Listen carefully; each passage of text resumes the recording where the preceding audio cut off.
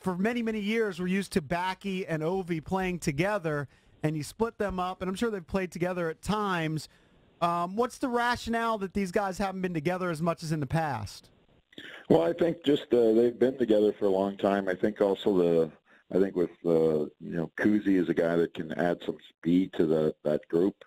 So with the little bit of the losses of guys like Marcus Johansson and people like that have a little bit more of that speed element that used to play on that line, we really haven't had that. So I've put Kuzi in that position with Ovi to give them a little bit more speed. The game has gotten so much quicker, so we felt that was necessary, and then also the ability for someone else to play with Ovi. Ovi's not the easiest guy in the world to play with.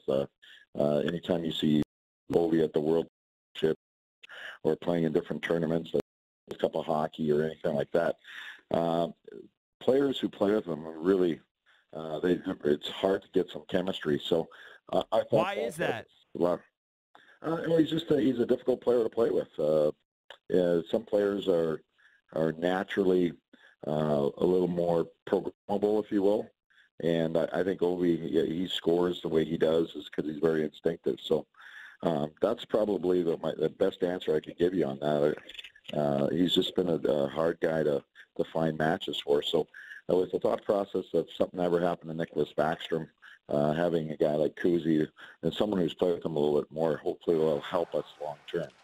Backstrom hasn't scored since October 14th, and I saw some of your quotes after the loss at Colorado a few nights ago that he basically could have had a hat trick in that game, just the bounces aren't quite going for him at this point. Can you sense frustration from him with the goal drought at this point?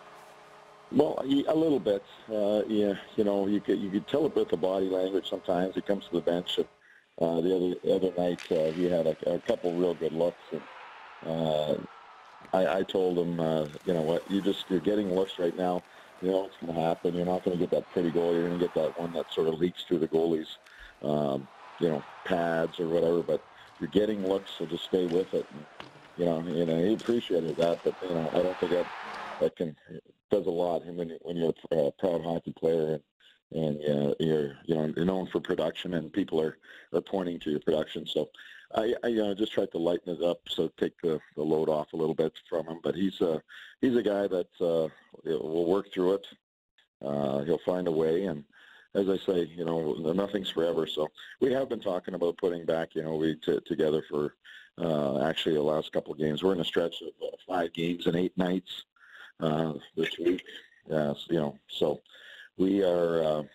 We're looking at different ways of getting different people jump started, and that's one of the ways that we've talked about jump starting, is just finding the other element that might work on if we do. I can't imagine how frustrated you must be, Coach.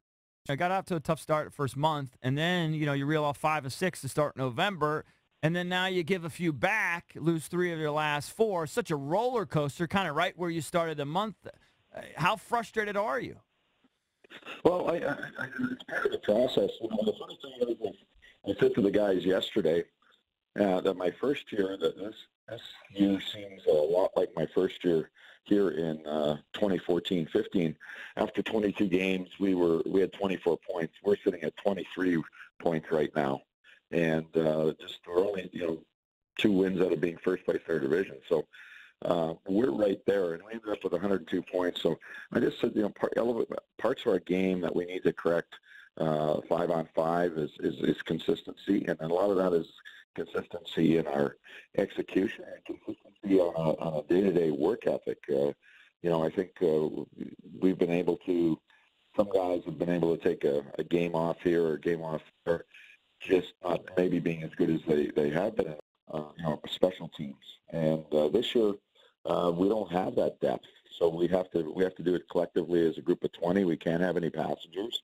And it's going to be demanding, like it was my first year here, in terms of being consistent. And it's a process that you have to go through.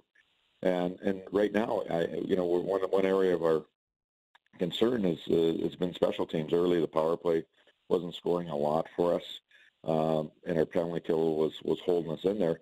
Now our power play is starting to come around, and our penalty kill has slipped, so we're working on that area. So it's sort of trying to juggle 3 balls, our 5-on-5 game and our special team and even our goaltending, getting all three balls up in the air and juggling them at the same time. Right now we seem to only have two balls in the air. So it's a process, and we'll continue to work through that. And we're going to, we probably on our special teams, especially on the PK, we've probably lost 3 games. So you had those 3 games where if we could have prevented that somehow, we'd be in a pretty good shape. So we're in a mix with a bunch of teams, and it's going to be a grind all year.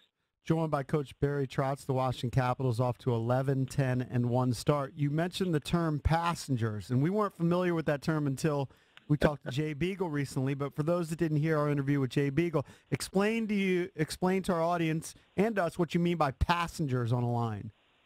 Well, guys that tend to watch and let everybody else do the work, and it's, as I say, you can participate or you can be involved.